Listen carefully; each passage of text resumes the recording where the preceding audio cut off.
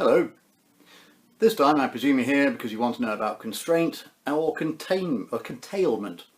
Right, what that means is that if you've got an electrical supply to your house and you want to have renewable generation, renewable resources such as solar panels or a wind turbine or a hydro scheme or a combined heat and power plant or an anaerobic digestion, however you're making the electrical power, you need to be able to send that to the national grid.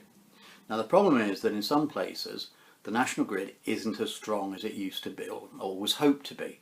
Let's be honest, it was put in about 50 years ago and they thought, good heavens, if they have a light in every house, every room, they'll think they're in Buckingham Palace. Well, times have changed and we all have computers in every room and televisions and dishwashers and dryers and all sorts of things, and so the whole system's basically straining.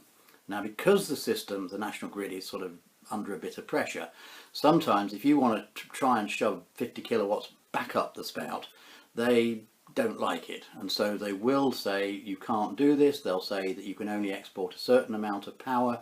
They'll say they may turn around and say you can only export power at certain times of the day. So all of this means that you will be constrained as to how much power you can send to the grid. Now there are various ways around this, and we'll talk about them in other little videos, but basically you're looking at energy storage, so you store the power rather than send it to the grid, or you're talking about energy diversion with things like the EMA device.